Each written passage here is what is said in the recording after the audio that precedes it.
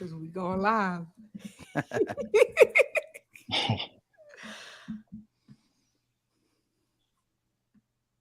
All right, y'all, we live. So we got LB in the building. We got Philly Mike from the Philly Talk podcast.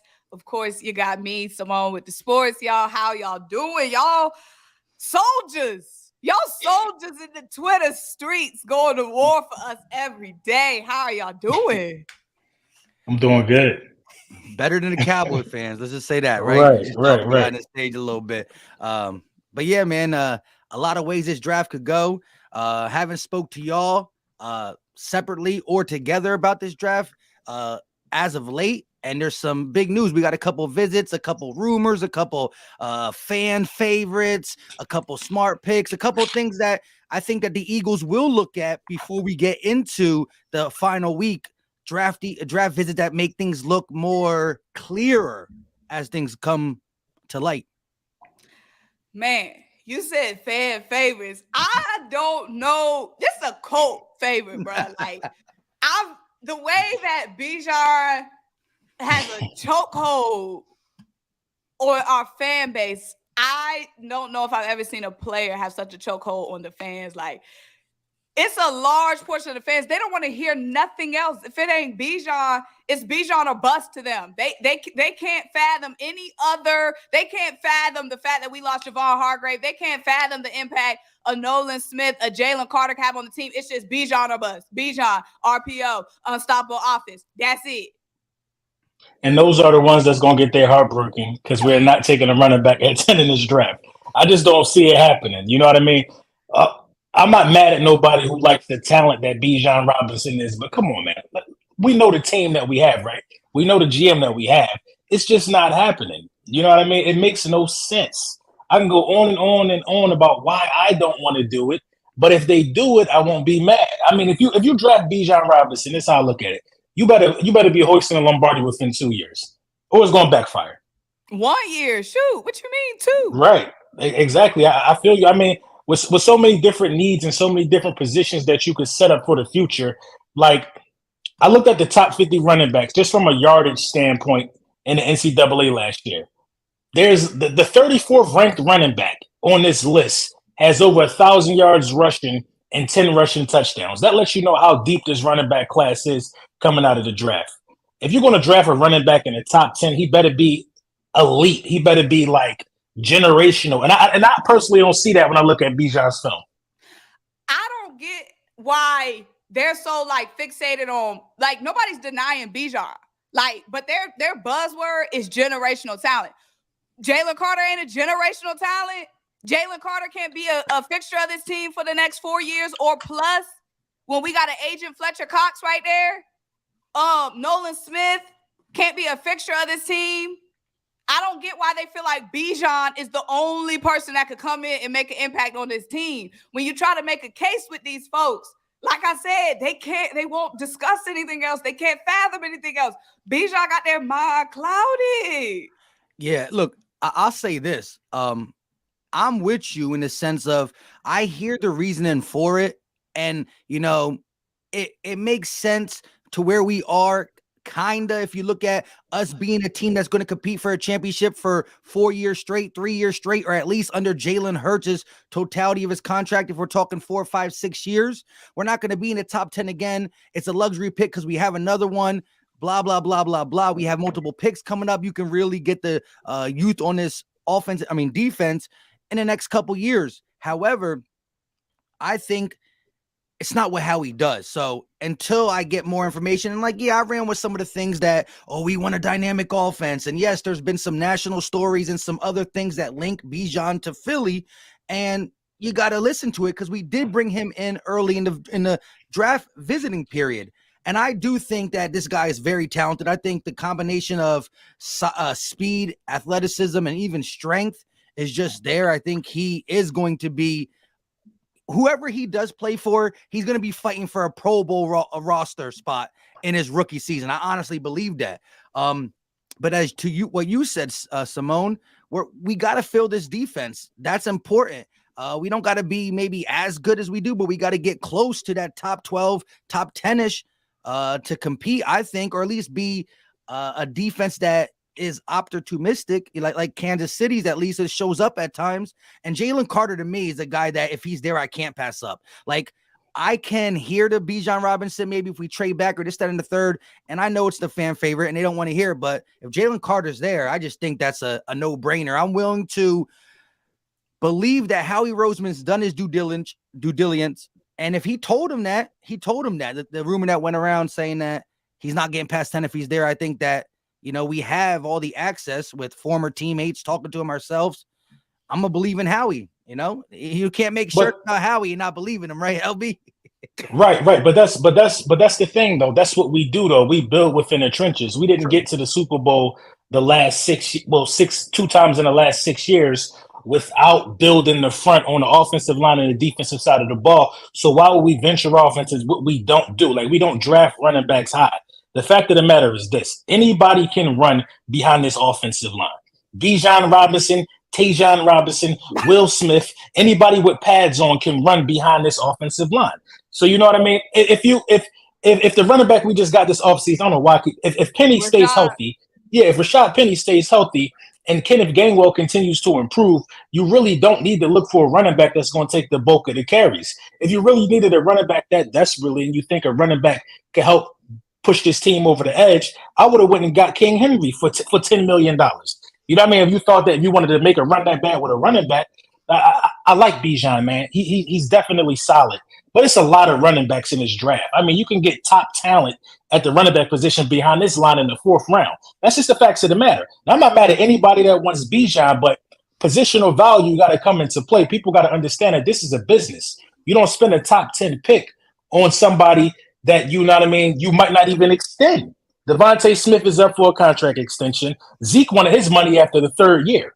You know what I mean? If Bijan comes in and Bijan is that guy, he's going to be paid after the 3rd year. And what type of chokehold does that put us in terms of long-term success and trying to rebuild this roster? Miles Sanders is gone for $6 million. The market will dictate to you how many of these guys are running around that are good. You can get a good running back for $6 million a year. It don't make sense to me. Yeah, and I just want to correct the chat real quick. I understand how to say due diligence. I messed up. It is what it is. What did you say? Go ahead. I said something like silly. He said diligence. Yeah, it's all good. It's all good. A little I didn't mess even up notice that. But yeah, I think that again, I feel like we all see both sides. Like, we understand why people want Bijan, but our preference would be to put the focus on the defense, and especially the defensive line, with the big hit that we took. But nobody is denying the fact that we can't use another running back just because Rashad Penny has been falling off the bones, and it's no guarantee that he's going to hold up fully this year. Nobody is arguing with the fact that we might not need another insurance policy bruiser back. But we're just saying we don't have to get that. It doesn't have to be Bijan. There's other options at running back in this draft. I'm just saying, if it's after a Jalen Carter, there's no other largely impactful defensive tackle in this draft that could come close to filling the shoes of what Javon Hargrave was for us last year. And people want to talk about how explosive and unstoppable the offense was. Let's not forget how the defense helped out this offense last season. Field position, giving them so many opportunities to get back on the field, getting them other teams up off the field quick, fast. How many times in that Colts game did the defense keep giving the offense the ball back? Like, the Saints game, the defense kept us in that game. We kept getting opportunities. Like, defense was turning into offense for us last season. So if we take that hit, who's to say the offense even going to get that many opportunities? Is all I'm saying. Right, and it's the facts of the matter. What would you rather do? Would you rather have Bijan and you can have this offensive line together for a couple more years with Bijan? Would you rather pair Jordan Davis with Jalen Carter long term for a lot of years to come, with Milton Williams getting some of them reps? It's all about the long-term plan. And Bijan Robinson, I mean, next year is going to be great running backs next year. The year after that is going to be great running backs. That's just what happens. You know what I mean? It's always great running backs. It's a kid right now playing with a football who wants to be a running back. Running backs just, you know what I mean? They just come. You know what I mean? So You know what I mean? Like I said, I'm not going to be mad if we do it because with or without him, we still going to average 30 points a game. The offense is intact, but I just don't think you have to do it at 10. I don't. Yeah, look, and I look at it like this. I heard the kid's name, but I didn't start watching film till a couple days ago. Really today a lot. That Zach Charbonnet out of UCLA. Chardonnay. Make sure I can pronounce his name right because y'all would kill me on like 3 videos ago. I call him Chardonnay. But I mean 6'1", 220. I know a lot of people say, look at his 40. He ran a 4.53, but his 10-yard split was 1.53, so he can get up there quickly. He's 220. He gives you that bruiser type style, but he's nimble with his feet. One of his biggest knocks when he was at Michigan before he transferred to UCLA, and I know a lot of people don't like UCLA running backs, that he couldn't catch out the backfield. He got that up. He played 10 games last year, and I believe 8 games were over 100 yards. One of the games that wasn't over 100, he had 95. He had a 7-touchdown 3-game span of 7 touchdowns. UCLA used him, but in a small sample size. So he got tread on the tire. He's 22. He's a guy I think that you can find at 62, maybe even in the 90s if you're lucky, depending on what style running back people want. And again, I think that Bijan might get a lot of love. Gibbs might get a lot of love. And then they might fall off with, hopefully we can get this guy in the 4th or the 5th or this, that, and the 3rd, because there are, according to draft analysts, they're saying this is like 10 deep with quality running backs. And I'm not saying quality to superstar, blah, blah, blah, but LB does make a point. Even when we believed in Miles Sanders, even when we believed in certain guys, hey, since the first Super Bowl win, it's been a committee, and you don't get a guy like Bijan. If Bijan's on a team, Kenny G, Rashad Penny, don't even dress unless he gets hurt. You know what I mean? Like, why would you take him out the game at that point? So the Eagles are set up to where, let the board fall, and maybe it happens. Maybe Bijan stays on the board longer. Nobody thought Nakobe Dean will be past the 1st, let alone the 2nd, let alone the 3rd. So who knows if it's 30, if it's 2nd round and Bijan's not drafted and everybody's, wetting their pants. We got to see, because there will be a name that everybody has been touting that is in a range that we just are like, huh? Who? Right. But there's so many quality stars. Because they were saying Nakobe Dean was top 15, top 10, shoot, at that. So I'm not sure. Marcus came with a $2 super chat. He said, keep adding to the trenches. Appreciate you. And then Hosea Jones, what about Trey Sermon and Kennedy Brooks at running back? Right. Kennedy Brooks had a monster career in college. Didn't get to see much of him. Trey Sermon was sitting on the practice squad the whole year. Now, Nick Sirianni said he loved, what Trey Sermon didn't get to see the field like they would have liked, because, we had whatever, Miles and Gainwell. But Trey Sermon is still there. I mean, we can't deny Trey Sermon is a little thumper. We keep talking about we want that thumper, we want that bruiser to take the pressure off of Jalen Hurts on 3rd downs and whatnot. We can't deny what we got in Trey Sermon. I mean, he only got to play in 1 game. Like, I don't get why people are so against giving Trey Sermon just a little. Like, can we not see what we got? I feel like it's a practice thing. I think it's a practice thing with that. I think that, if he had something, he would have been on the field.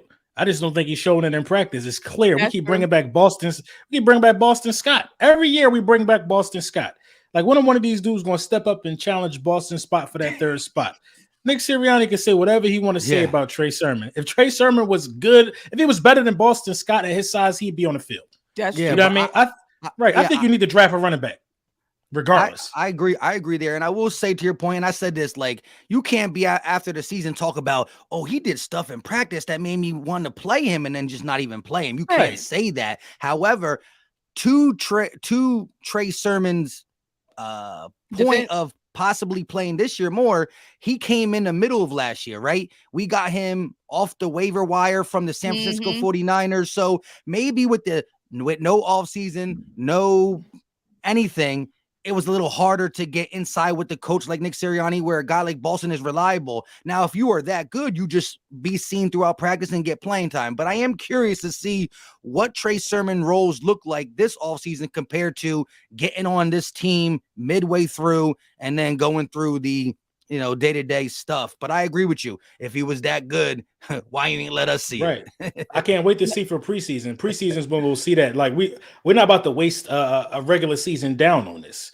You know what I mean? Kenneth Gainwell gave us the insurance policy of we don't have to, give Miles Sanders the bag. We can let Miles Sanders test free agency based upon what Kenny Gainwell showed us. Boston Scott has shown us that he's reliable. You know what I mean? He could even get some punt return snaps if we were smart. You know what I mean? He could catch out of the backfield. We don't really throw the running backs that much, but if Sherman was going to be something, we would have known it by now. Draft a running back. I will say this real quick to y'all points about defense and just guys like, if you get that right dude at number 10, whether it's a Jalen Carter, and even if Howie Roseman does go offensive line, which is going to get a lot of people upset, think about this. Fletcher Cox has been on the Eagles for what? 10 plus years. Lane Johnson has been on the Eagles for what? 10 plus years. I'm not saying the OT Peter Skoronski is going to be Lane Johnson. I'm not saying Jalen Carter is going to be Fletcher Cox. Maybe they both will, maybe they both won't. All I'm saying is if you invest on that position at that top 10-ish pick, right, you can have an Eagle for a decade. You know what I mean? A decade and not 4 or 5 years. So I'm just saying, I know we're talking about 2023 and running it back right away, but you got to get guys who, can be an Eagle for dang near life and not just, and again, it's not me knocking Bijan won't get a second contract, but I don't think any running back these days are going to get second contracts. I think that Tennessee regrets doing it with Henry at this point because they're trying to kind of move off him because where they're at. Todd Gurley, they regretted Todd Gurley's. Carolina regretted CMC's because if you are one of them beast running backs, your team better be good because if your team is trash and you're a good running back, well, you're still losing. You know what I mean? So I will say this for the Bijan people that's pro Bijan. Now, usually when you draft a running back in the top 10, those are really bad teams that are picking in the top 10. You're going to be able to start to a contender. Like Mike said, this is a luxury pick. So adding Bijan is not terrible, as opposed to when Saquon went to the Giants. We know they were trash. You know what I mean? It's kind of different, but it's still the positional value for me, which is why I wouldn't do it. So someone asked a question. If Carter is gone, who do y'all want to draft at 10? And I feel like it's a real possibility. I feel like we're all saying what we're saying is we don't want to force the pick at Bijan. Like, we're not trying to go into the draft. We got to get Bijan. If it shakes out, like, for example, if we're at 10 and Jalen Carter isn't there and we decide to trade back and recoup picks, and let's say we're picking at 16 and 17 and a Bijan is there and maybe a Brian Branch and a Nolan Smith isn't, then we go get Bijan. I'm fine with that. I don't want us to force feed or force this pick of Bijan when there's other better options available. But if Jalen Carter is gone, then I feel like we should obviously trade back, recoup some picks, and hopefully a Brian Branch is there at safety, a Nolan Smith, or a Bijan. I'll be fine with those options at like pick 17 if we trade back with like a Pittsburgh Steelers or something like that. Yeah, I did a crazy mock. I haven't really messed with the mocks things because when I do it, I want to talk about it right away. And I've been low key slacking on the draft content, to be honest. That being said, I did a little mock today. It was crazy. I traded back. It was some dumb stuff. Like I traded back from 10 to 13 with the Jets. I got a second round pick for next year. And I got their 70th overall pick and I gave them our 10th and like the 95th. Whatever. And then the Buccaneers wanted the 13th pick. So I went back to 19. And then when I did that, my first couple picks were nice. I got Nolan Smith, Kalijah Cansey. I got the Antonio Johnson from Texas, whatever that's Texas. But yeah, Nolan Smith, you could really find him probably in the teams. I wanted him around 30. I just don't think he's going to be there, to be honest. No, I think Nolan Smith is definitely 13 to 21 type pick. I see him now. If Jalen Carter isn't there at 10, you got to trade back. You got to trade back and drop down to like 15 or something like that. And then you got to start looking at Kalijah Cansey or Nolan Smith, like Mike said. Like the only way I'm staying at 10 is if I can get Jalen Carter. That's the only way. That's the only way I'm staying at 10. Now, I'm not going to lie. Some of the wide receivers look attractive, but it's just pointless because you still got to pay Smitty. You know what I mean? But I'm dropping out, man. I'm dropping out of Jalen if he ain't there. What if Howie takes that offensive tackle out of Northwestern? Like, again, that's the only thing. I totally agree. If somebody said, Mike, try to guess what Howie's going to do, and you win $1,000 if you get it right, my guess would be if Carter's there, he's taking Carter. Mm-hmm. If he's not there, it's 50% move back or 50%. No, I would say 60% move back and 40% take that left tackle. Yeah, it's a Peter. real possibility. Can he play guard? I saw somewhere that he could play guard. Right tackle. That can play guard. Yes, my bad. Okay, so the one with the short arms. Short, yeah. They say he got short hands. Yes, they're saying he's projected. His size is projected for him to be an outstanding guard in the league. He played tackle in college because they're smaller, but they're saying in the NFL, like he's given Pro Bowl guard material. And I'm with Philly Mike. Like, we know who we're working with. We know Howie, and we know what Howie loves. Howie loves the trenches. Look, last season, first 2 picks, trenches. The draft before last, when we got Devontae Smith, we could have went. We needed a cornerback desperately at that point in that draft. And what do? Landon Dickerson, trenches. We gonna go. One thing about Howie, he gonna go in the trenches. So I understand people not wanting to draft Peter because he's gonna be sitting behind Cam Jurgens, or we might have should Cam Jurgens sit? If he beats out Cam Jurgens and then Cam Jurgens is a second round pick who's now sitting back. I understand like why people are against getting Peter.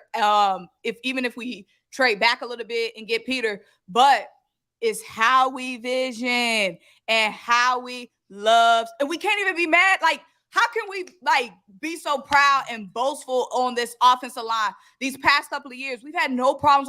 We sitting here saying anybody can run behind this offensive line, but then saying, nah, let's not build in the trenches. Like, How do y'all think these legendary, these top offensive lines are built? I agree.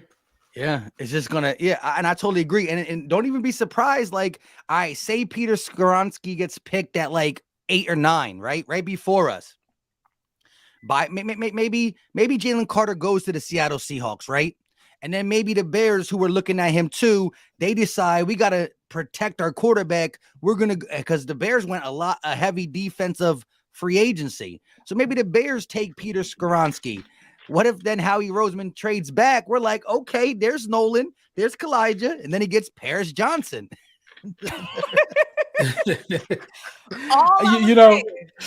Before he does something like that, give me the offensive lineman, man, because I'm really starting to think long term about this. I'd rather Cam Jurgens. I want him to replace Kelsey. I don't want us to move him to guard. You know what I mean? I just don't want that to happen. What if he becomes so outstanding at guard that we now start looking for a center again? I think he's going to be a really good center. So, shit, I'll take Skoronski, man. I mean, listen, I'm comfortable with all of that, man, because it keeps Jalen Hurts protected. You know what I mean? It keeps the offensive line young. And, anybody that's going to Stoutland University is going to learn and be productive. So I'm not mad at that, man. I'm not mad at that pick at all. It's not exciting, but I'm not mad at it. And then you have 3 years.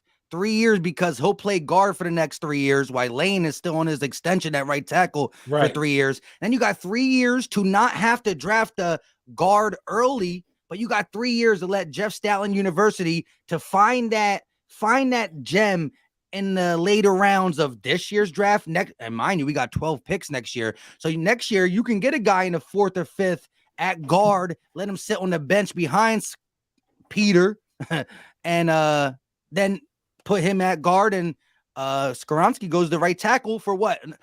If you can give me a 10-year career at offensive line at a B+ level, you're worth a 1st-round pick. I know it's not the sexy pick, especially when you're trying to when Bijan's in everybody's mind. But I just want to say, for the people that really believe it, I'm not here to say it's not going to happen, like LB said, and I'm not going to be mad if it does. I don't want people to say, Philly Mike, you're mad. No, we got a playmaker. Cool.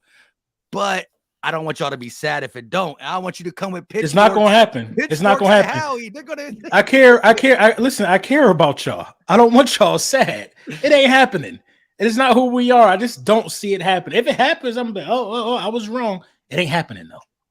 If we didn't have such a big void to fill, like, I just think people are they believing that Miles is the only thing we lost, the only big, like the way people are just ignoring what we lost on the interior with Javon Hargrave, like all last season, all the records we were breaking on the defensive line, all the records we were breaking on defense, all that starts up front. We all know that. And it just seemed like once Bijan came along, people don't forgot the fundamentals. People don't forgot the foundation that this team was built on last season. Nobody was talking about him when college football was in play. I never heard of the guy. Now it's just you know what I mean? I never heard of him. Now it's Bijan. Now it's Bijan Central. You know, and then so I listen. I ain't even hearing about no other running backs. That's what's crazy to me. Right. Look, when it comes to the defensive line, they'll say, "Oh, we're good on Jalen. We can get somebody in the second round. Oh, we good at safety. There's safeties in the second round. We good at linebacker. There's linebackers in the fifth round. But when it's Bijan, he the only running back. It ain't no other running back. So that's what gave me the motivation to start looking. Like I did a small video on Tank Bigsby today out of Auburn. I think dude is like Miles Sanders coming out. You know what I mean? Miles Sanders had a little dancing issue, but I think Tank Bigsby is another guy who nobody not even paying attention to. It's dogs in the running back class this year. You know what I mean? The guy that played for Syracuse, I keep forgetting his name, man. Somebody in the chat, man. Who's the guy that played for Syracuse? This guy, what's his name? Syracuse. The safety? No. The running back. Oh, hold on. I can't remember his name, but anyway, they were saying this guy is comparable to Austin Eckler. Austin Eckler's at the 34th best position. Like, come on, what are we doing here? I mean, but you know, it is what it is. Then Gibbs is the 50th ranked running back. That just shows you just how extreme Eagles fans can be. You know, at one end of the spectrum is all Bijan is generational. Then we gonna say the next best guy is the 50th ranked guy, Gibbs. Sean Tucker, they're saying, is the name for the Syracuse guy. Right, Sean Tucker is a dog. But look, he's a dog. I'm gonna co-sign. I low key only watched a little of Tank Bigsby, but I do like it. But I really am kind of getting sold on a UCLA guy and Zach Charbonnet. I like him. He's just if you, and again, even if you're looking at the group of backs we got, you could say Rashad Penny is the big body guy, but again, big body guy, health issues. If we do have to run it with Kenny G and a draftee, I just think that Zach Charbonnet complements him so well. So you got the complimentary piece to Kenny G. Plus, I do believe Charbonnet got the skills to, if Kenny goes down or if he gets hot, you can ride the hot hand with him because he's shown the versatility, and he's not going to have super long straight speed, but he's quicker than people think for his bruiser ability. So I just like that as a pick to, as Symone said, if we're saying get Bijan, but you can get a depth safety or a depth this, that could be that depth running back that I think that. And a lot of some of my subs and guys on the comment section kept telling me to watch him. And I kept saying, first of all, I got to watch him just to pronounce his name right. Second of all, I want to see what he can do. And I do like him a lot. So we'll see about that. But I agree. So I'm really on a Jalen Carter thing, to be honest. Like, I think you trade up. I think you trade up to make sure you get him. I'm for trading up, but it's too sticky because when you look at the draft order, there's nowhere to get in or fit in for Jalen Carter. Like, if it's somebody if it's somebody that desperately wants because we had 10. Just visited him. The Bears scare me to take him right before us. Like, exactly. if he gets past Seattle at 5, the Bears are the next team that scares me. He ain't getting past Seattle. That's my point. If we're gonna trade up for Jalen, it'll have to be with Seattle because he ain't getting past Seattle, the Falcons, the Bears. It's one other team in there. I just don't see it. It's just you might have to give up your first round pick next year to do that. And I'm not trying to do that. Yeah. We got mad comp picks. We can give up a second next year. like 3 of them Jones. That's the guy that's the guy that you got to trade up for. You got to, if you got to get up to 5 to get him. It's a lot of guys in the top 10, in the top half of the top 10, 1 through 5 or 6 or whatever, that's looking for quarterbacks. So a lot of quarterbacks going to go. So we'll have some wiggle room, but he's not sliding past 5. He's not sliding past 5. He's not Bijan going 5. Bijan going to be there at 20. I'm telling you. Bijan is going to be there at 20. You think there's no possibility that Jalen Carter will be there for the 10th pick? No, I don't think so. I don't think so. I don't feel like he'll get past. If they're smart, like we got to remember, not all these GMs are smart. Yeah. Now the Falcons, they've been a little sketchy when it comes to the drafting lately. But if they're smart, why wouldn't the Falcons take Jalen Carter? They said they're dead set on Desmond Ridder as their quarterback. They said they got two starting. When they say that, he really showed that much. Set on Desmond. They're dead set on Desmond. Wow. Now I don't agree with it. But that's that Washington football team syndrome. They got Howell's their guy, Ridder's their guy. What the? Now it could be smoke screens, but their GM, the coach, everybody has said Desmond is our guy. They have explicitly said Desmond is their guy. So it could be smoke and mirrors. I thought Lamar was going there. I really thought Lamar was going there. They didn't even entertain Lamar, which I said I don't understand at all. I don't get it. Why would you not want Lamar Jackson if you're the Atlanta Falcons? It makes no sense to me. I mean, that's crazy. That kind of hurt my feelings, though, because I really had him pegged in for a quarterback. You just kind of messed my whole thing up. No, I don't. Now, like I said, they have explicitly said 1 billion times, Desmond Ridder is our guy. Now, it could What pick do the Falcons have? They have 8. They need a lot of stuff, though. They need a lot of stuff, but when I look at the team, they got 2 running backs. One of their running backs had now they could go Pete. They could go offensive line. I feel like they're going to go Pete or Jay. I just can't see it. And he's in Georgia already. He's a Georgia boy. That's going to kill me. Yeah. They could go wide receiver. They could go wide receiver, but remember Calvin Ridley's gone last year. Who'd they get last year? Drake London. Trash. Now, he was all right. He was all right. Wait, Symone, what's the running back they got last year in like the 5th round who had 1,000 yards? Tyler Algier. And remember, yeah. They have a mid off. This is why I keep saying they're not going Bijan. Their offensive line is mid, and this dude was cooking with a mid line. They got Tyler Algier and another dude too, not Cordell. They got 2 backs that kept Cordell Patterson off the field. Yeah, they will be going Jalen Carter. Yeah, or they could be going offensive line to make sure that they keep Ridder clean. They could be trying to build. So they're definitely a wild card or defensive line. But I'm saying if Jalen Carter is sitting right there and you the Falcons, come on, y'all, come on.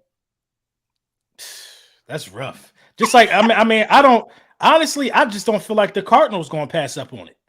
Me neither. But to be honest, okay, if you get to the Cards, Will Anderson. They'll have a choice between Will and Jalen Carter. Yeah, he's not getting past Seattle. So if we trading up, it's got to be with Seattle. That's the crazy thing. So y'all didn't even entertain the possibility of Zeke. Neither one of y'all, right? I said if y'all want to run it back, my thing with Zeke is this: no, because if anything, like if Zeke is subpar in any category, I'm gonna be extra mad at Zeke because I'm gonna feel like he's corrupting us. Like there's no way I could fully trust Zeke. He is dipped in op. He was the face of the opposition. He wasn't just a former player. He is the face. He's the scorned face of the ops. I entertained Zeke.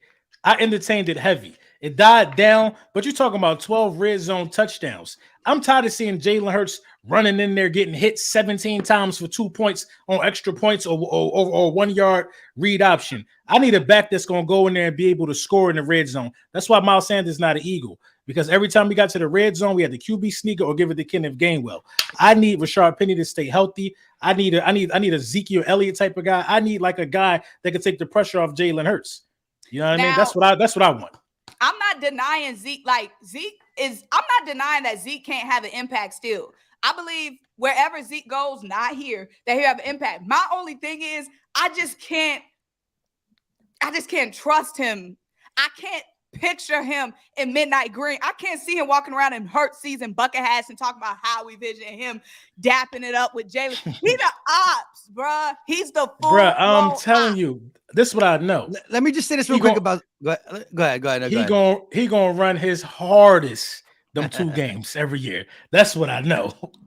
That's what I know. He gonna run his hardest against the Dallas Cowboys. Yeah, this is my take on Zeke, and I know, I still don't like that 3.8. I don't like how it dipped down like that. And you can say that, I mean, he shared the rock. Now, he still ran the rock a lot, but sharing the rock. So the fewer carries you have, the better your yards per carry should be. When Zeke was running like 400 times a year, he's never going to be that 5-yard a carry guy because he runs too many times. But you're talking about his least amount of run attempts with his worst amount of yards per carry. That bothers me in a sense of, you could say he was nicked up, and I'll give you that as an excuse. But the biggest thing to me, the only thing I talk about you want Zeke to be the goal line guy, and he would be. My thing is, how much money are we paying for just a goal line guy? How much money we're paying for Zeke? It can't be no near 4 or 5 million because we could have get at the Miles Sanders. And Miles Sanders had 1 less touchdown than Zeke. Well, you said 12, right? Zeke had 12. Miles had 11. And with Miles having 11, we still ran Jalen. Here's the thing. Miles can run it in at the 1. Kenny can run it in at the 1. Heck, Boston could run it in at the 1 with this offensive line. The coaching staff was the one putting Jalen in jeopardy. And again, I don't think Zeke's going to change Sirianni or Shane Steichen now.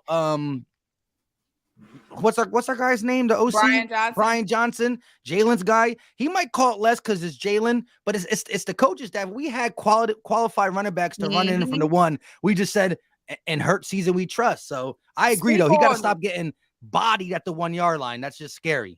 And that's my point with Bijan, too, is look at our coaching staff. When they came here, what did we say the whole time? Give Miles more touches. Give Miles more touches. Give Miles more touches. Who's to say that they're going to use Bijan right? Yeah, we had good running. Like you said, last season, we could have went with other options than Jalen Hurts all those times. And what did they say? They kept saying, when they kept asking him in the press conference about keeping Jalen out of harm's way, using him less, especially after the injury, what did he say? We're going to go with what works. It works. I mean, it's football. We're going to win games. We're going to go with what works.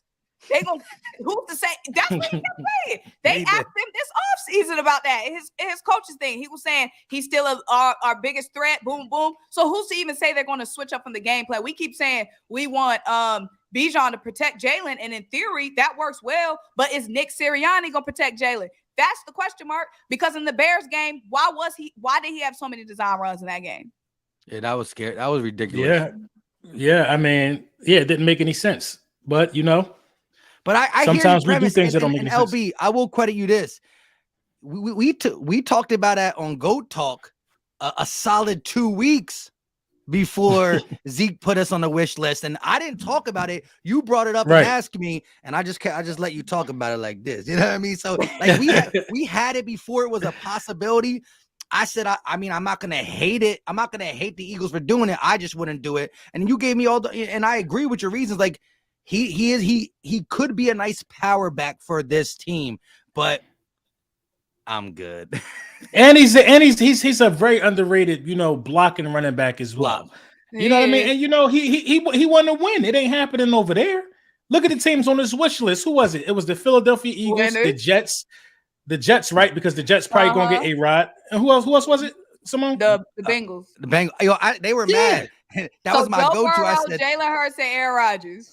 I said he just wants to play with a better quarterback. You can't be mad. And then Cowboy fans are running with that. I think they're still retweeting that, John. Yeah, I mean, he ain't say he want to go play for Washington. You know what I mean? No, he want to go play for. He want to get to where we just came from. He want to be in a championship game. He want to be remembered. You know what I mean? His jersey in the Hall of Fame and Canton, his jersey in Canton for something he did his rookie year. He trying to get it in. Like I think Zeke will come over here, and I think it'll pay dividends. I think Jalen Hurts will be healthier. I think blitzes will be picked up better. Put it like this: if Zeke came to the Eagles today, he's the best running back in the running back room, right? He's the most. No. Zeke the best running back. No, y'all don't agree with that? I don't. Like, I Put some don't- respect on Kenny G. That's what I'm saying. Like, Kenny What you G talking don't know about? Kenny G ain't never been asked to do with Zeke. Zeke was second fiddle last year. He was to Miles Sanders. So if Miles Sanders, Kenny G, so if Miles and Zeke, who was the better running back between Miles and Zeke? Miles and Zeke? When last year? Zeke had the better career. Look, Zeke is a beast. Was a beast. If it was Miles right now and Zeke right now, who's the better running back? Hey man, listen. Listen. And you know, I'm a Zeke fan, and you know, I ain't even trying to sugarcoat it because everybody want to crap on Zeke, right? Zeke only ran for 5 yards a carry for one season in his career. Zeke is a volume wear you down type of guy. Zeke ran for more first downs than Tony Pollard last year, and Zeke had more touchdowns than Tony Pollard last year. Zeke is the one that keep the chains moving, and Kenny Gainwell was the one that keep the chains moving for the Eagles. Every time Kenny Gainwell touched the ball is a first down. You know what I mean? If Miles was like, and I have nothing against Miles, but man, I don't know. I mean, that's my answer. I don't know. Let me just say this real quick. Again, it's different. Moving the chains from second and 4 is different than moving the chains in 3rd and 1. But I'll give you Zeke's ability now is still useful in the sense of you got the splash player in Tony Pollard, and you got the guy who's going to grind you out, run further, tough yardage, fall forward, all that. I agree. And Zeke has a dang near Hall of Fame career. His career is good. But if you ask me on a 1-game sample size going into this year, you know, listen, I've always been scared of Zeke when he was a Cowboy. He always killed the Eagles. I always said, watch out for him. I just think now Zeke is a volume guy, and I think that volume is starting to hurt him as much as it's hurting the defense, because the last 2 years, part of the excuse that the Cowboys would use is, man, we still want to keep Zeke, but it's not his fault. He's always been, but now he's getting banged up at a higher rate. He can't stay healthy. And so as much as I say that 3.8 yards per carry bothers me, and I try to give him an okay pass because he was hurt, but he hasn't been not nicked up since he's been the old Zeke. So that's my whole thing. And so using him in the way you want behind, like as a number 2, like Tony Pollard, that's perfectly fine. But then again, then it comes into how much, like, I think Zeke in his head is like, yo, I'm not trying to sign for anything under than $4 million. You know what I mean? And that's still low, but that's, you know, he's not going to take no. I mean, every running back on our team is $2 million or less. You know what I mean? I think he would. I think Zeke might take that because he has to. I haven't heard anybody working out Zeke. I haven't heard anybody visiting with Zeke. I haven't heard. It's been crickets since he even said he wanted to come to these 3 teams. Jamal, what's the guy, Jamal from the Lions that had like 18 touchdowns? Jamal Williams, right? Jamal Williams took 4. Zeke got to be cool with 2.8. Mm-hmm. You just got to be cool with that, bro. That's just what it is. Now, the thing about Zeke, I wouldn't be mad at Zeke on the cheap, because then Zeke would be the Rashad Penny. There'll be insurance policies for each other. You know what I'm saying? Yeah. Because what I keep saying, if Rashad Penny is fully healthy, and I get the concern, when has he been fully healthy? But if Rashad Penny is fully healthy, he's dangerous. This running back. You don't need a running back. You don't need a running back. So if we could go, instead of spending a top pick on a running back, we could have Zeke and Rashad Penny be insurance policies for each other for the cheap. Mm-hmm. And you know, we got to find some way to mitigate the design runs and to mitigate the QB sneak. Now, it's still very useful to QB sneak, but come on, every time we got to the 1 yard line, we just gave it to Jalen because he squats 600 pounds. No, running backs need to go out there and get their money too. Yeah. You know what I mean? Jalen Hurts was asked to do a lot last year, and all of that. Half the time, he didn't even want to get up and celebrate. All them big ass offensive linemen, right? All them big ass offensive linemen just laying on him. You know what I mean? The 2-point conversion scared me to death in the Super Bowl, yo. He got hit like 5 times for that 2-point conversion. It felt like, you know what I mean? And I just feel like, you know, that's the best play we got because it works so well down there. Really? That's the best we can do. I will say still rolling with it. Yeah, right. Let's put that dude in jeopardy like that. I will say this though. I think the QB sneaks, he definitely doesn't get to celebrate and all that because he's climbing out the pile and whatnot.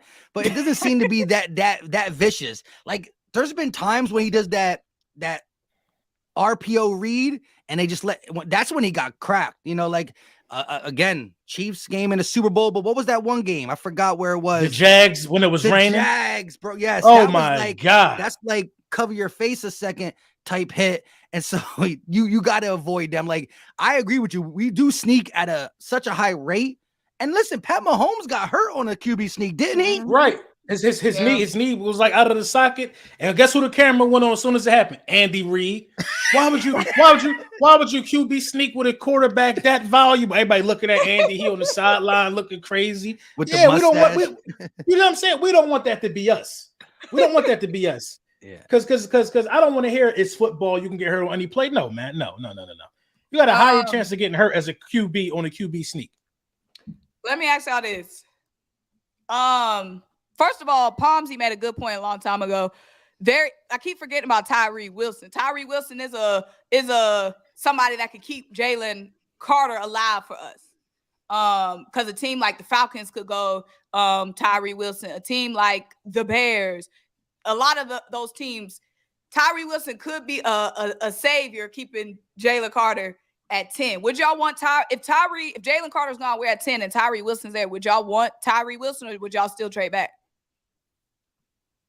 I just started looking a little bit more at Tyree Wilson. I realized he's 23 years old. I didn't know he was that old. So I started looking at him today because a lot of people keep saying to me, like, I was talking about this with a couple people in a group chat and all that. It's like I kept saying Jalen Carter a trade back. And that's when they were saying, well, what about that offensive tackle? And then they threw Tyree Wilson. And so I started looking up his stuff. He's a guy that intrigues me.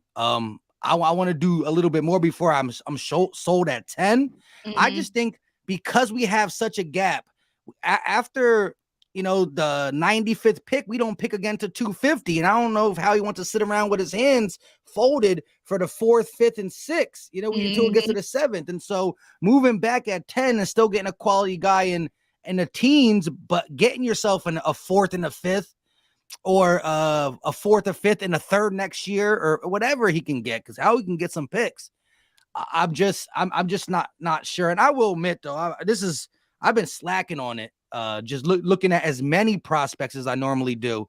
But he's a guy who does intrigue me, who should be around that 7 through 12 area. They've been getting on us too on Twitter with our draft. I mean, the 6'6". The 6. Oh yeah. Oh, we don't. Don't listen. Don't get me started with those guys over there. So with Tyree Wilson, what are you 6'6", 6'6" edge rusher? I mean, I like Tyree. I really do, but I think the allure to me of Jalen Carter is the interior defensive line. I feel like if it's Tyree Wilson, I'm still comfortable. If Tyree Wilson's there at 10, I'm comfortable with trading back and getting Nolan Smith as an edge rusher and recouping picks. The reason why I'm so dead set on Jalen Carter is because of that help that we need on the interior. I'm not as dead set on a pass rusher at 10 as I am on an interior defensive lineman. Now, I'm willing to trade back if Jalen Carter's gone and Tyree Wilson's there and get a Nolan Smith or even a Will McDonald later, because I'm taking. You said what? I'm sorry, girl. I'm taking Kalijah Cansey before I take the edge rusher, the 6'6" edge rusher. I'm gonna look at Kalijah Cansey because I'm on board with you. I agree that that interior pressure is what we really, really need. Mm-hmm. You know what I mean? Especially because one thing that Howie Roseman did that a lot of people are not really, giving enough praise to is he brought back the secondary. He brought back Bradbury and Slade. That was huge for real. Because I didn't think Bradbury was going to stay. You know what I mean? I knew Hargrave was gone. You know what I mean? I did think that Gardner Johnson was going to stay, but solidifying the outside on the cornerback position was huge this year. If you could get that interior bull rush to be equivalent to what it was last year, then you could still force some turnovers in this league. You know what I mean? And I think you absolutely can get better at the linebacking position. You know what I mean? We haven't really talked about that yet, but I think linebacker, it needs some attention in this draft as well. Yeah, I will say this with Kalijah Cansey. What intrigues me about him is just the putting that type of athleticism next to the big guy in Jordan Davis. It's a healthy combination of speed and power. On stunts, you got offensive linemen backpedaling, preparing for the quick hand still violent, but quick hand, quick twitch, and Kalijah Kancey. Then he gets hit with a Jordan Davis bull rush, like the stunts there and the mismatches you can bring to an offensive line is big there. But again, Jalen Carter does offer you something in the sense that as much as teams want to focus on Hassan Reddick on the outside, Josh Sweat, 2 double-digit sack guys, you bring Bijan with a double-digit sack. Like Jalen Carter needs his like double team in his own. And Fletch started to get back to that double team type player last year himself. Right. Hargrave was, benefiting on some of that stuff around there. And listen, Hargrave is a great pass rush and D tackle, but he does lack something in the run game. I'm not trying to say that now because he's a Niner. Still, we was been saying that. Yeah. He's a great pass. He's he had the most. No, he was top 4, top 3 in sacks for D tackles. However, his run defense lacked a little bit, and so Kalijah Kancey alongside of Jordan Davis, who I think is going to be everything we. I'm not saying he's going to come out and be a Hall of Famer this year, but you're going to see more of Jordan Davis, I believe. Bijan, go ahead and say it about Jalen. Don't forget that guy's street. Generational talent. What's the guy named Kayvon Street? Put some respect on the Wolfpack. That guy, Katavian Street, right? I'm trying to get his name right. So yeah, man, I think he's excellent in run defense as well. I think Howie Roseman is putting an emphasis on that because if you remember, we had to go out and get Sue and Linval Joseph to stop, to help stop the bleedage at that position or in that part of our defense. We was weak at stopping the run. Zeke cooked us, in Philly that first game, especially in that second half. So, you brought in Street. He can help plug up the running lanes. Jalen Carter will definitely be able to help plug up the running lanes. But this is a big year for Jordan Davis, man. Jordan Davis got to show up because, in my opinion, Milton Williams is ahead of Jordan Davis on the depth chart because I seen more from Milton Williams last year than I seen from Jordan Davis, and Milton Williams barely played. But is that because of Jordan's injury, though? No, in the Super Bowl, I think Jordan Davis played well, but if you look at that run that Patrick Mahomes broke off, that kind of sealed our fate in a sense. Jordan Davis was being blocked by one man. One man.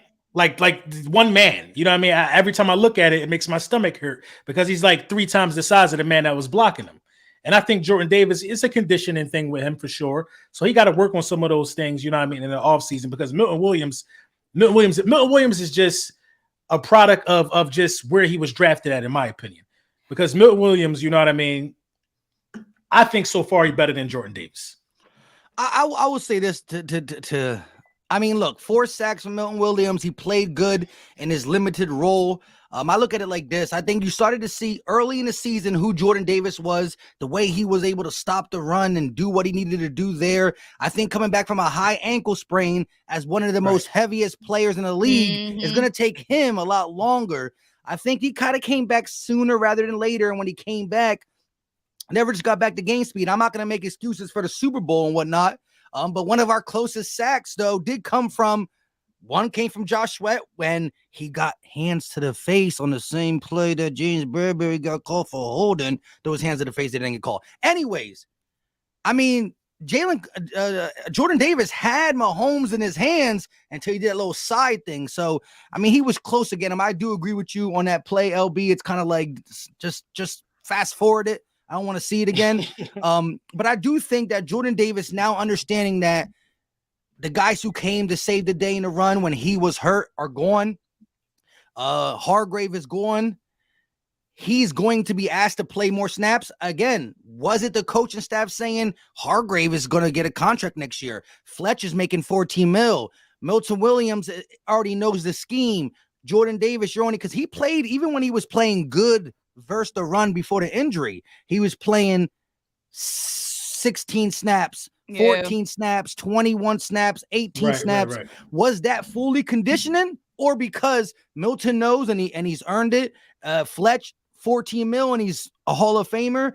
Hargrave on a contract year, and then you finally get him back, and now you got the 3 guys I talked about plus Sue and Linval. So was it more that there was players balling around him, or was it really that he just? I think it was a little bit of. I think it was a little bit of. It was a little bit of both. When Jordan Davis got hurt that first time, he did re-aggravate that injury when he came back. because I do remember like holding my breath, and it was being reported that like he was getting checked on, so he might not have been 100% healthy like when he came back. But the only thing with Jordan Davis to me is, and I don't know if this should be a concern, but like when we keep talking about him dropping weight and losing weight, is that going to take away from him being a force? Like, is he going to lose some of his ability if he loses some of his weight? Is he big and in the way, or is it technique? I'm just saying, like, what's the balance of both? Like, is he going to be as effective stopping the run if he's smaller? This is what I do know, though. I do know if you bring in Jalen Carter, it ain't gonna do nothing but boost his game. A guy he's familiar with, and it's not gonna do nothing but help, Nakobe Dean as well. One thing that I do regret for last year was that we did not throw Nakobe Dean in the fire. He should have been thrown in the fire. With so much talent that was around him, he would have been fine. And he would have been ready to accept this role that now he's being forced into. He's basically going to be the green dot. He's going to be the quarterback of the defense, I think. You know what I mean? And I think he's ready for it. But, had we thrown him in the fire, he probably would be a Pro Bowler this year instead of having to wait another year to see the best we can see from him. So are y'all concerned about that linebacker position? I feel like right now it's Nicholas and Morrow and Nakobe Dean. Are y'all concerned because of the fact that, Nakobe Dean, I have utmost faith in Nakobe Dean, but it's still, we're going to have training camp, we're going to have practices, but it's still a question mark of what we're going to get on this level because we haven't seen that much of him. And I see a lot of people kind of concerned going back and forth, like if Nakobe Dean, I pretty much his size is what has people concerned, but what do y'all think about the linebacker room right now? Well, I will say this. Shout out to TJ Edwards. He deserved the contract from the Chicago Bears. Played great last year for the Philadelphia Eagles, right? He was our best linebacker out there. I think Kaiser played good. Then he kind of got a little down, was a little up and down. But Kaiser was solid. He was solid this year too. I'm not going to lie. However, the back end is so good. The front seven is so good. What did we really ask from these linebackers last year? Kaiser was a 1-year rental for $5 million. We knew that kind of was going to happen. And TJ Edwards, as much as I love him and we saw the growth, this was a guy who was on the bench who couldn't get past Alex Singleton and Nathan Gary for most of his career, right? As we talk about Trey Sermon, you ain't playing for a reason, bro. We got to say the same thing to TJ Edwards until he got his chance. And we've heard guys in this defense who are not here credit what's around them. So I think, though, I'm not trying to bump up Nicholas Morrow, but he's played 17 games for the Chicago Bears. He's a covering linebacker. But I watched the tape against Philly, and yes, Hurts was killing him with his legs, but our running backs weren't really getting off, and Nicholas Morrow was closing some gaps. He does over pursuit and gets a little too happy now. But if I'm going to see a ceiling from him, it's going to be when he looks to the secondary and he got guys like Big Play Slay, Avonte Maddox, and James Bradbury. And when he looks up front, he got a front seven, or at least most of the pass rushers who just was on the number 1 sacking team in the NFL. So I think he can hit his ceiling there. And I think Nakobe Dean, when the guys up front do their job, Nakobe Dean does his job. He has trouble at times shedding tackles because of the size. I do think by the time it comes to game day, September, he's going to have more of a NFL body, but that's been his knock.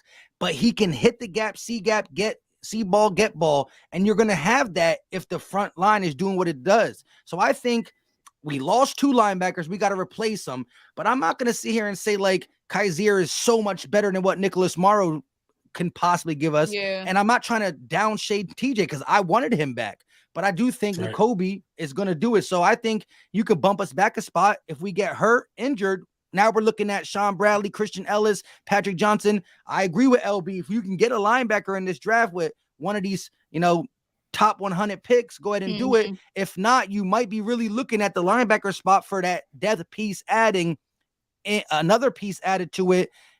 In the same time, we got like how we got CJ Gardner-Johnson and James Bradbury, one trade, one sign. You might be looking for that, but I wouldn't be opposed to looking at linebacker with the 95th overall pick, maybe the 62, depending on where the board lies. But that's how I feel. I'm not fully like, we lost 2 Hall of Fame linebackers. You know what I mean? We lost good players that came up when it was their time.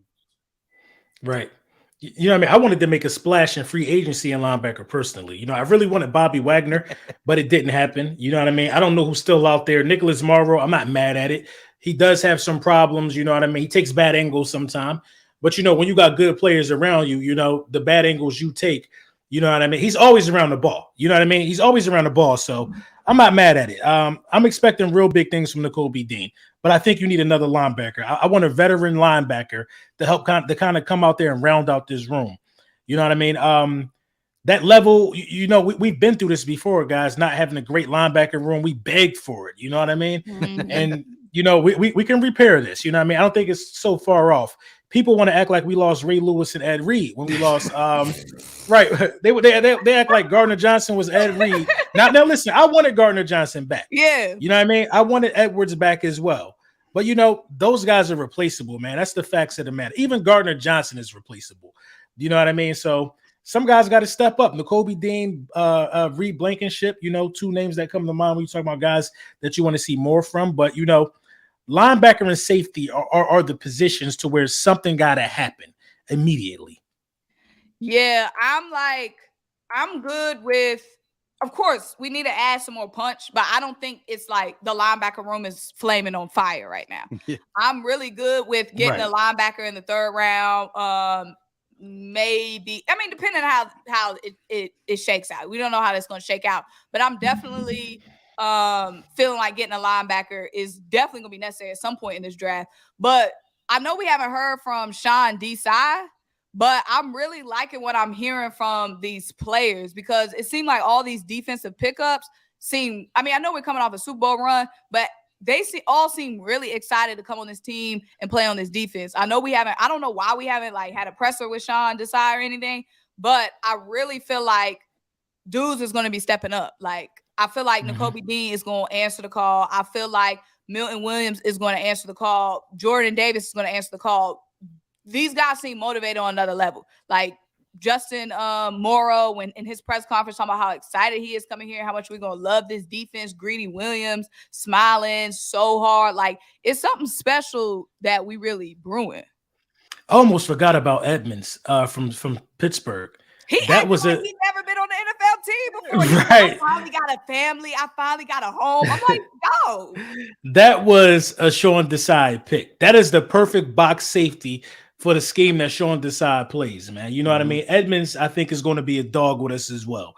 You know what I mean? They're getting guys that can stop the run. That's what Edmond does. You know what I mean? He's good at playing close to the line of scrimmage and stopping the run. That's what Street was brought here for. So this defense is going to look different. It's going to have different components to it. But, you know, the system will kind of mirror what we saw last year. I'm glad he ain't talking in no press conference. I'm glad.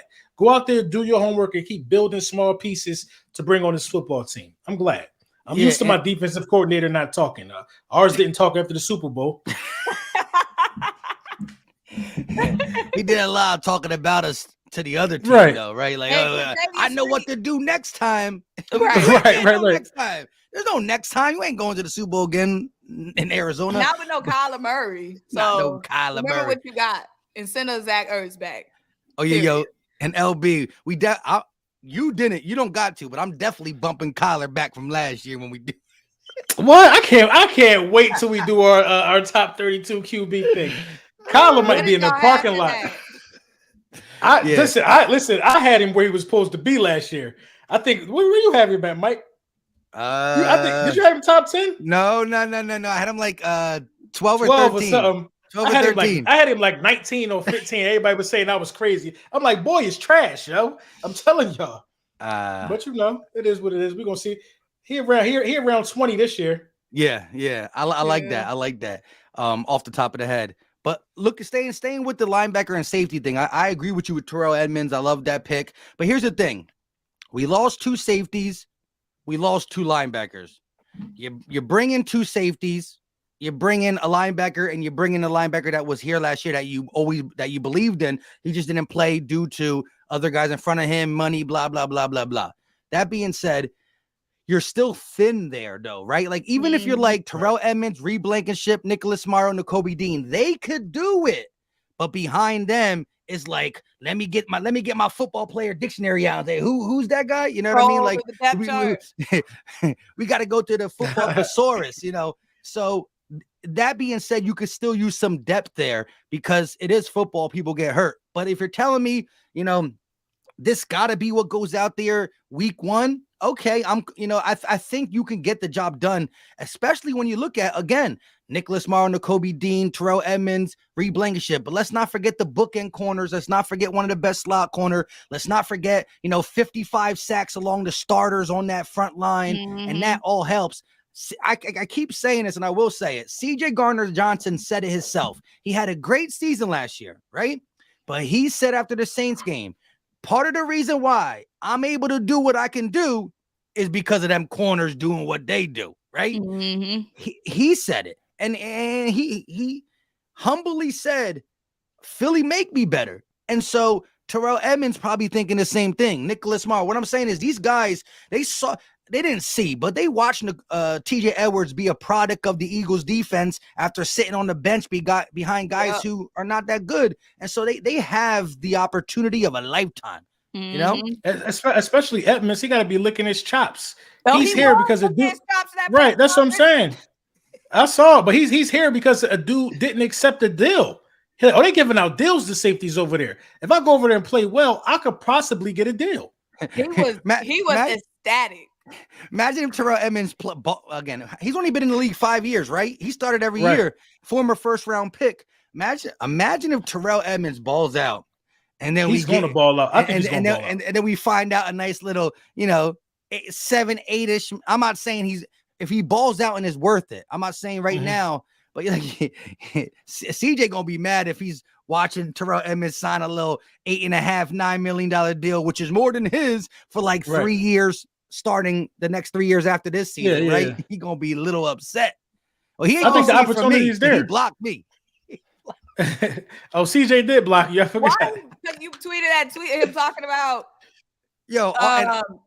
the financial advice tweet. Yeah, did you tweet that? I didn't even say like any. All I did is put the laughing emoji and then and I quote tweeted it and put the laughing emoji, and it went off. It cycled around Twitter, but I ain't say nothing. And then if he went on my Twitter and looked down, I'm defending this guy. Oh, he won't looking.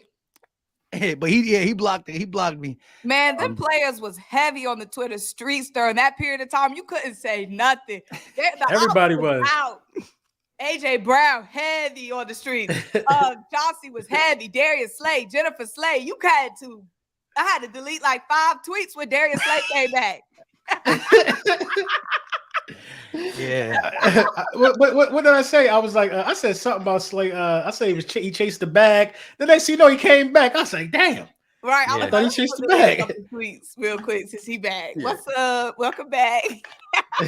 Now I can say one thing is though, when Slay was going through that, I ain't say nothing but love. I ain't giving nothing but love. I said, listen, we're losing a dog here. I understand. Right. I said, if it saves this much money, I understand the premise. But I'm upset that we're losing Slay because I was really upset. But CJ Gardner-Johnson, I said, like, look, he signed with the Lions. I'm not going to cap and say he wasn't good. I'm not going to be that dude. He was good. I wanted him back. But I did say, stop trying to say Detroit got a better roster than us. Don't say that. Yeah. I don't want him throwing shade. Like, that was unnecessary. For me, it was the Jalen Hurts shade. Now, I don't know if he was doing it on purpose. That was the worst. That was the worst part about it for me. Like, because if memory serves me correctly, you was on that defense that couldn't hold water in the Super Bowl. You was out there running around. Jalen Hurts was making sure y'all was even in the game. And when the game was on the line to get the ball back who just tied the game up, y'all was out there. Now, he was one of the only ones that was out there playing at a different speed trying to win it. But come on, man, what we talking about? I just never seen anything like that. The level of pettiness, the level of bitterness, it's screaming that you mad. You still wanted to be here. That's what it's screaming. Like, facts. What did Isaac do? Thank you. All love. That's it. What's up? Miles, you ain't hear nothing from Miles. I couldn't even mourn Miles. I couldn't even do none of that because all the drama that was going on with Miles was just, it was like CJ, Darius, Miles signs with the Panthers, CJ, Darius. I didn't even get no time to make no video. Yo, I never even made a video on Miles Lee.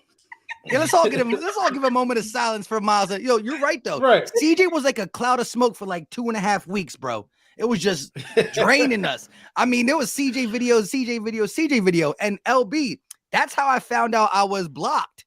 somebody was like, yo, you see what this man is doing? It was the Lamar Jackson thing. When Right.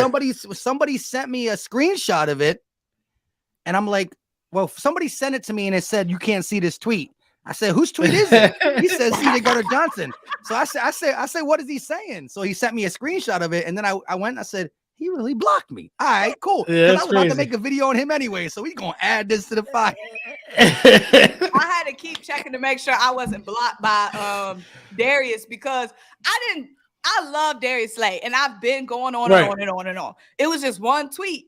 Nina Austin, y'all know Nina. She be on Twitter and on the stream. She was right. Miss Austin. At that point, Darius had tweeted, where am I going next? It was when he had tweeted that basically he was gone. Like, let's see where I land next. So Nina Austin was like some crying emojis. It was like, I need to pick me up. So I just replied, I'm always engaging with Nina, nothing out the ordinary. I said, we won our last Super Bowl without Darius. We'll win our next Super Bowl without him too. And then people was getting over. I was like, she asked for a pick me up. I'm just trying to keep Yo, Nina got Nina got pulled in them Twitter streets. So when you reply to her, and if it goes off, right, see, you like delete. What's he saying? That one tweet starts cycling around. And next you know, Slay's like this. Who's this? Right, her and her mom. Her mom is going viral like every week. She definitely got pulled in them Twitter streets. But look, this was my thing with Darius Slay though. So my thing was the rumors where he was asking for more money. That's what kind of, listen, I'm never here to say what nobody's entitled to. That's not how life works. But as when you're looking at this, I got to keep saying this is a business. We're going to be fair about it. There's only one person on the roster that's eligible to ask for more money to me, and that's Hassan Reddick. Hassan Reddick is getting paid around the 18th best guy at his position when he's damn near the number 1, number 2, or number 3 edge rusher in the National Football League. He is within every right. If Hassan Reddick at the beginning, I want more money, I ain't playing. He got that right. He earned that right. Let's be for real here. How many sacks he had? Like 17? 16 in the regular season, and then if you add it up, yeah. Like, and he's been proven, because he had the past 3 years, he had 3 different teams, 3 different defensive coordinators, and double-digit sacks every year. Exactly. So, imagine how he about to feast with Sean Desai. This ain't nothing new to him.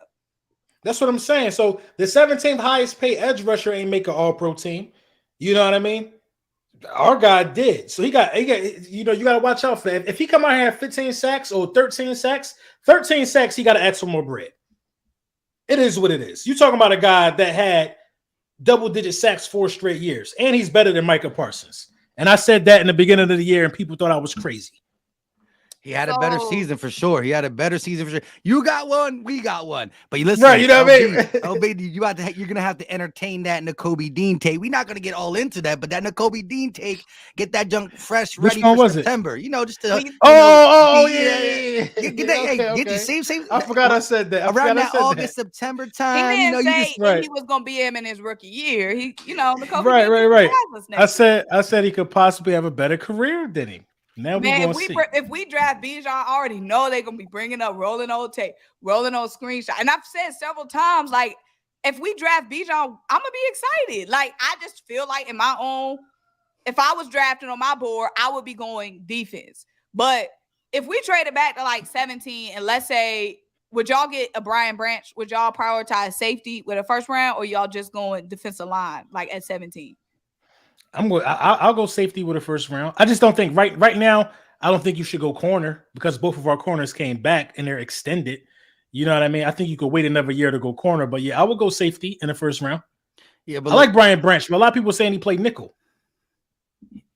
He can play nickel. He can play, but he's a safety. But here's my thing. Look, and I'm totally off the corner too, because like best for next year, I agree with you, LB. But I'm not gonna be mad at all if we get a corner that, like, I do believe in that Gonzo and Witherspoon has the physical traits and the ball skills to be that long-term CB1 solution for a team. And I understand you don't want a guy to sit on the bench, blah, blah, blah, blah, blah.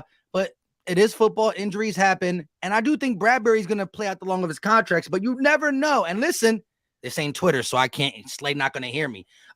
You never know if some Slay stuff don't transpire next offseason, right? And now we're like left on an island with only one CB or something. So if The Eagles believe, and trust me, even when we needed a corner, even when we wanted a corner because we weren't sure about Bradbury coming back or Slay, I wanted a corner, but I was weary because we ain't drafted a first-round corner since 2002. So even when I wanted one, I was weary.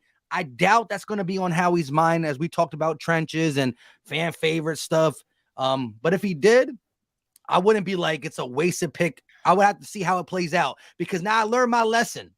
I was mad when we draft Jalen, not because of Jalen Hurts, the player, but because of what I thought about the guy in front of Jalen and blah, blah, blah, blah, blah, blah, blah, right? We need a player. We need a guy who's going to help us now. And now look at it. You know what I mean? So again, what if next year, off seasons, Slay plays this joke again, and then we do got a cornerback for 10 years.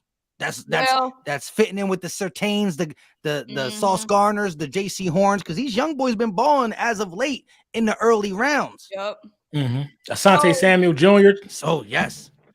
Yeah, second I round pick. Understand too. I understand, of course, like we got Bradbury, we had Slay, we have Maddox, but even still, you talking about next offseason, this season, shoot, man down, we could have another dog right there. And if we get a Christian Gonzalez, so we get a We got greedy. We did get greedy. And he's younger. So and he is young too. We did get greedy. I think we're straight. I think I can understand like the disappointment if we go corner because it's like we redshirting him essentially, yada yada yada. But we can't deny the fact that Slay is older, and we did just play all these games with Slay. Avonte Maddox is injury prone, so I wouldn't be mad if we get a dog. Like if we get a dog on defense, I'm not mad. Period. And Christian Gonzalez, he need to play. That's what I'm saying, though. He need to play, though. He need to start. If you're getting Christian Gonzalez, he need to start. I think right now the way we are right now is we need to look at one of them Maryland guys. We could probably get in the second round or something like that if we're gonna go corner. Like Christian Gonzalez got to start. Yeah, you're right. You know what I mean? That's what I think. He got to start. So I agree. And listen, I was nervous when we thought we needed one. So I still think it's a lesser chance, but again, look at all the players we named. Look at the scenarios we talked about, moving up a little bit, staying at 10. Like I don't think Howie's going to be able to disappoint me. Yeah, I don't think. Yeah. Well, it's a high possibility. Peter, the only way people will be disappointed. I mean, I would be. No, Van Ness will disappoint me. That would disappoint me, even though he put Peter on his back pockets. That's the video that's circulating around. Van Ness would still disappoint me at 10. Van Ness at 10 would highly disappoint me. Okay, but if you traded back and got Van Ness, you still be mad? Yeah. Van Ness in the first round. It's too much talent. Van Ness in the first round would disappoint me. Well, look, LB, you got to say this though. It will disappoint you until you see, because you know that's facts. That's like, facts. Because people passed on TJ Watt, and when TJ Watt was taken, and I'm not trying to compare him to TJ Watt, but like you knew Nick Bosa, you knew the Bosa brothers were going to be the Bosa brothers, but TJ Watt got passed up a couple times, and when they took him, they didn't think he was going to be leading the league in sacks or something. So I'm not saying that's Van Ness's future because he's a hockey guy, right? Like he played late. He didn't even start last year at Iowa State. So all that being said, what? he in a top 30 visit? Maybe Lordy. Nah. It could be one of them smoke screens though. Yeah. The one I did a video on a Todd McShay mock draft, and he had us taking Lucas Van Ness at 10, and then he had us taking another edge rusher from I think Kansas State. I can't say his name. It's one of them long names. Somebody in the chat might spell it out, but the Kansas State edge rusher. But he had us going back-to-back edge rusher. I'm like, people gonna be lazy mad on them. The national media be lazy on them mock drafts because the comments were crazy. The comments were like throwing up at this mock draft. I'm like, don't kill me. I'm only telling you what Tom McShay said. I hate when they do that. I'm doing a mock draft right now, and right now at 10, what's left is Tyree Wilson, Christian Gonzalez, Kalijah Kancey, Luke Van Ness, Deontay Banks from Maryland, Branch, Joey Porter. It's a lot of stuff there. Yo, look at this. This is what I did for fun. I don't know if you can see it, if it's gonna come in clear. Look. It's not gonna come in clear. Look at that. It's coming in. Yeah, Nolan, Kalijah. Antonio Johnson, Chardonnay. And look at this, LB. Look how I finagle the first round picks next year and second. Look at that. Now it's died. Hold on. Yeah. So I traded back twice. Oh, okay. I see what you did. Look, I got Nolan Smith, Kalijah Kancey, Antonio Johnson, Zach Charbonnet, a first from Tampa and a second from New York. Okay. That's not happening, but that's some robbery right there. You know what I mean? We about to see Ski Mask Howie. You know who a lot of people not talking about either? Who the Philadelphia Eagles could literally draft Mozzie Smith from Michigan. He was in my last mock draft. I like Mozzie. At 10? Yeah, he is. No. I got him in the second. So I traded back and got a second round pick. It was like number 40 from Pittsburgh, and I got Mozzie Smith. I got an A on that draft too. Yeah. Like I said, yo, if Howie came out again with the quality players of like a Nolan Smith, a Kalijah Kancey, and he got a first round for next year, I'm automatically done. Like I might not even watch the draft the rest of the year. No, I'm kidding. I will. But imagine getting Nolan Smith, Kalijah Kancey, and getting a first round pick because you traded back out of 10 so far. You finagled somebody for the first round last year. And listen, when we traded with the Dolphins, we went back 6 spots and got a first round. So if we went back from 10 to 19, that's a first round pick thing. So imagine if we went from 10 to 19, grab Nolan Smith at 19, you get Tampa's first round pick next year, and then you can grab Kancey at 30. Not saying you really could, but if you came out with 2 players like that, plus another Ski Mask Howie move, oh Lord. That's what I'm saying. This draft can go 50 million ways. I'm excited for it. But don't get too excited when the offense is it's gonna be Pete, Philly Pete. I ain't gonna lie, they draft Bijan. I'm gonna be like, I'm gonna throw my hat, man. Throw it in No, you won't. No, I ain't gonna throw. No, I ain't gonna throw because you never know. That could be the piece that make a Super Bowl champ. Like, is that an excited throw or a piss? Pissed off. Now look, the draft reactions. This year's draft reactions gonna be crazy. LB gonna be like this. He gonna throw his hat and then he gonna pull the 500 draft 5 hat. Right. I can show with 500 next week. He trying to sell me on it. Right. 500 trying to sell me on it. On selling t-shirts the next day. Feed 5. Right. 500 trying to sell me on it. You know what I mean? So we're gonna see. I want to hear his sales pitch. That's we gonna see. But no, that would be hilarious though. LB copped the 5 hat on the low. Don't tell nobody. He drafted. He throw his off for a second. Just puts that junk on, all pissed off, wearing it mad as hell until the 30th pick. I'm gonna get mine overnighted. I'm gonna just get it overnighted. You might as well go order it now. Right. We're gonna see though. Oh Lord. All right, y'all. This was fun. Like I said, draft night, it could go a billion different ways. So we just gonna stay tapped in, stay locked in, see what happens. Any last words? That's it. No, I'm good. You know what I mean? What y'all streaming for the draft? I should be. Cause I feel like this draft is just too exciting because I just don't know what we could be getting a safety. We can get an offensive lineman, a defensive lineman. We could be getting Jalen Carter. We could be trading up. It's just so many different things that could happen in this draft.